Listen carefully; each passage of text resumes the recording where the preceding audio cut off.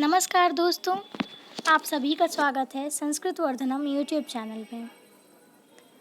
तो कल जो है LNMU BA part 1 Sanskrit honours वालों का एग्ज़ाम है, जो कि सेकेंड सिटिंग में है।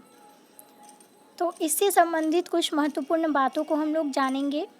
वैसे तो और पिछले वीडियोस में मैंने आपको हर चीज़ क्लियर कर दिया है कि एग्ज़ाम में आंसर को कैसे लिखना है, कौन कौन से बातों को ज़्यादा ध्यान में देना है।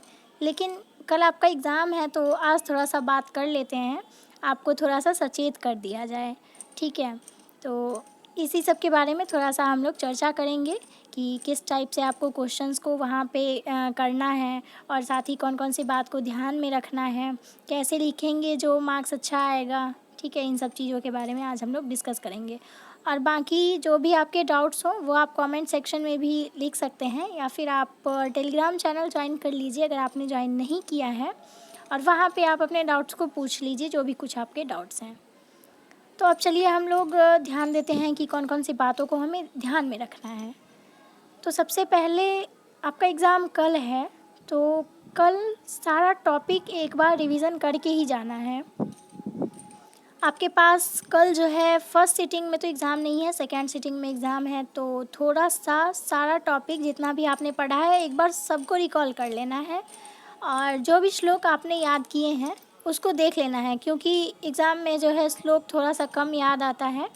तो श्लोक को ज़्यादा ध्यान देकर उसको रिकॉल करना है, ठीक है। तभी आपको एग्ज़ाम हॉल में याद आ पाएगा वो सब। बाकी श्लोक तो थोड़ा याद नहीं आता रहता है लिखते टाइम, तो उसको रिकॉल करना है अच्छे से।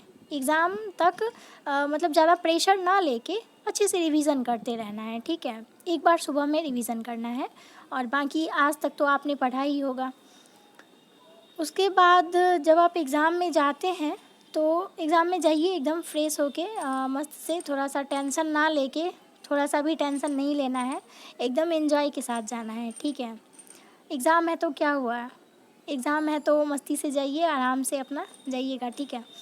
फिर एग्ज़ाम में जाके जब आपके पास क्वेश्चन आता है तो सबसे पहले तो अपना जो भी इन्फॉर्मेशन वहाँ पे कुछ भरना होता है, ये वो सिग्नेचर वगैरह, उसको अच्छे से कीजिएगा, उसमें थोड़ा सा भी मिस्टेक मत कीजिएगा, ठीक है।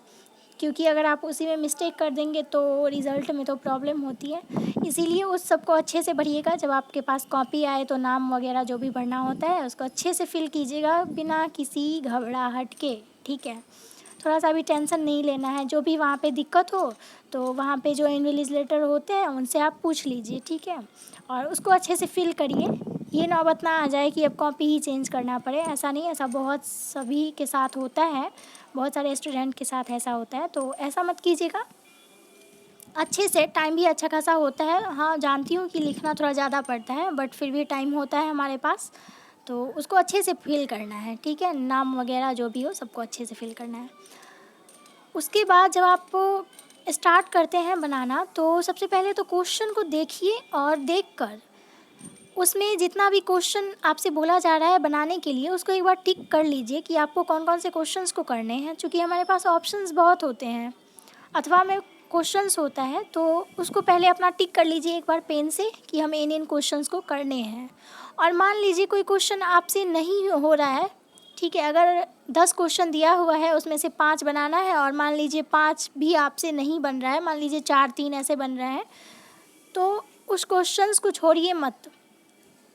उससे संबंधित जो भी कुछ बेसिक पॉइंट हैं उसी को लिख दीजिए। लेकिन 5 अगर बोला जा रहा है बनाने 10 में से, तो पाँचों को बनाइए, छोड़ के एक भी नहीं आना है। इस बात को दिमाग में एकदम से रख लीजिए कि क्वेश्चंस को छोड़ के बिल्कुल नहीं आना है, क्योंकि अगर आप छोड़ के आते हैं तो आपको 0 मार्क्स मिलेगा उस क्वेश्चन के लिए। लेकिन अगर आप उससे संबंधित कुछ बेसिक पॉइंट ही लिख देते हैं, बाकी बेसिक पॉइंट तो हर सबको आता है, बेसिक पॉइंट लिख देते हैं तो आपको कुछ ना कुछ मार्क्स तो ज़रूर मिलता है।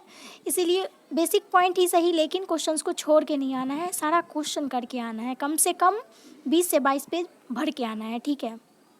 20 से 22 मैक्सिमम है, आप 18 19 इतना भी करके आइएगा।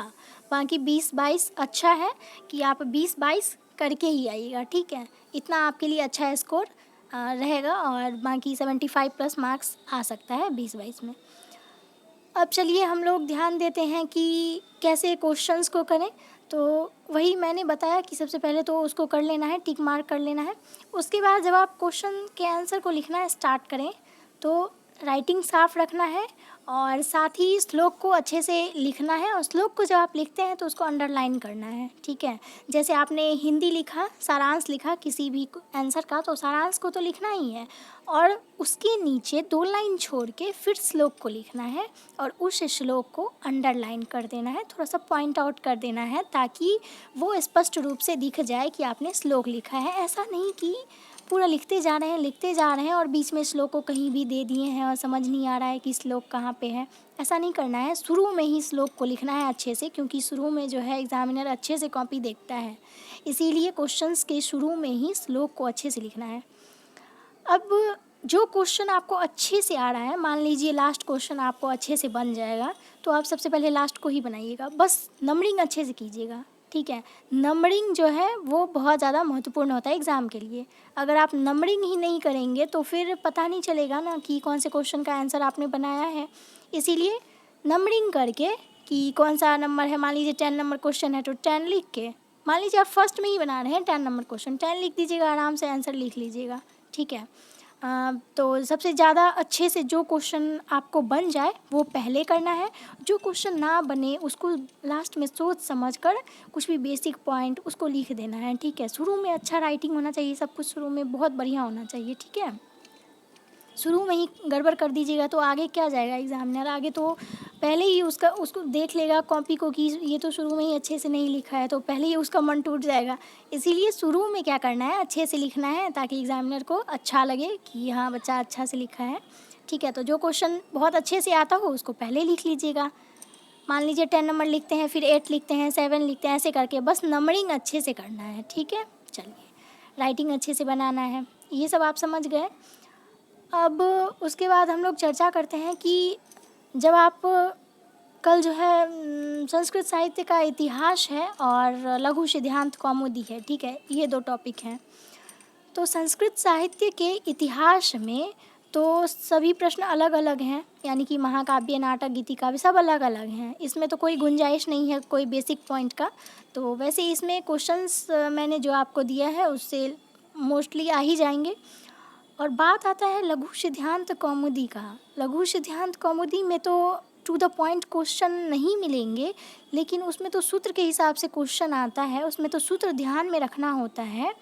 तो उस क्वेश्चन में क्या कीजिएगा, मान लीजिए कोई क्वेश्चन आपसे नहीं हो रहा है, ऐसा हो सकता है कि कोई क्वेश्चन ऐसा आ जाए जो आपसे नहीं बने, तो उस क्वेश्चन में क्या करना है कि लघु सिद्धांत कौमुदी का जो बेसिक पॉइंट है ना, जैसे कि यह लघु सिद्धांत कौमुदी से सूत्र लिया गया है, क्योंकि जो भी सूत्र होगा वहाँ पे वो लघु सिद्धांत कौमुदी के संज्ञा प्रकरण, संधि प्रकरण, इसी सब से आएगा। तो संधि प्रकरण और संज्ञा प्रकरण तो आप लोग पहचान जाएंगे कि ये कहाँ का सूत्र है, ठीक है। उस दोनों में तो कोई डिफरेंस होता है तो वो तो हर कोई जानता है, क्योंकि संधि प्रकरण का जो सूत्र है वो तो हर किसी को याद होता है, तो उसको तो समझ जाइएगा। तो इस चीज़ को लिख देना है कि ये जो है लघु सिद्धांत कौमुदी का सूत्र है, और उसके बारे में जो भी कुछ बेसिक पॉइंट, जैसे माहेश्वर सूत्र हो गया और प्रत्याहार सूत्र हो गया, उसके रचयिता जो भट्टोस दीक्षित हैं, इस सब के बारे में बेसिक पॉइंट को लिख देना है। अगर आपने इस वीडियो को नहीं देखा बेसिक का, तो वो आप देख लीजिए, आपको लिंक डिस्क्रिप्शन बॉक्स में मिल जाएगा,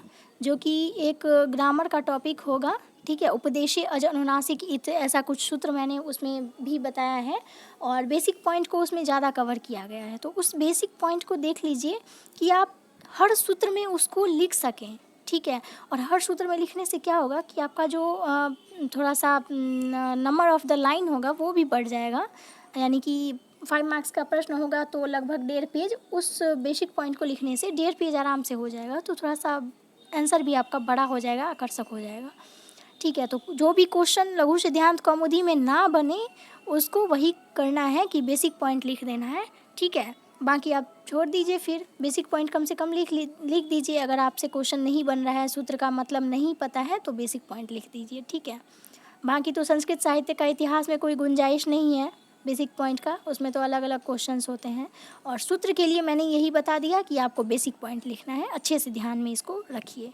और जो भी मैंने कुछ अब तक नोट्स दिए आपको, उसको अच्छे से रिवीजन कीजिए। अभी तो मैं यही कह सकती हूँ कि अभी जितना टाइम है थोड़ा सा, उसमें जो भी पॉइंट आपने पढ़ा है उसको अच्छे से रिवीजन कीजिए, तभी आपके मार्क्स अच्छे आएंगे, ठीक है। तो 20 से 22 पेज मतलब कि लिखना है एग्ज़ाम में, राइटिंग अच्छा करना है, श्लोक को अंडरलाइन करना है, ठीक है। शुरू में जो क्वेश्चन अच्छे से आए उसको लिखना है, ठीक है। तो इन सब बातों को मैंने जो बताया उसको ध्यान में रखिए और कोई भी क्वेश्चन को छोड़ के नहीं आना है, ये बहुत ज़्यादा ध्यान में रखिए। एक भी क्वेश्चन छोड़ के नहीं आना है, पूरा लिख के आना है, मार्क्स ज़रूर अच्छा मिलेगा आपको, ठीक है। तो इन सब बातों को ध्यान में रखिए। जो भी आपके डाउट्स हों वो कमेंट सेक्शन में पूछिए या फिर टेलीग्राम चैनल ज्वाइन कर लीजिए, वहाँ पे आप अपने डाउट्स को पूछिए। तो बहुत बहुत शुभकामनाएँ आप सभी को आपके एग्ज़ाम के लिए। आप लोग अच्छा करें, एक भी क्वेश्चन को छोड़ के ना आएँ, ठीक है। बहुत बहुत शुभकामनाएँ आप सबको, भगवान आप सबको बहुत अच्छा सा मार्क्स दे। तो चलिए हम लोग मिलते हैं फिर नेक्स्ट वीडियो में, तब तक के लिए धन्यवाद।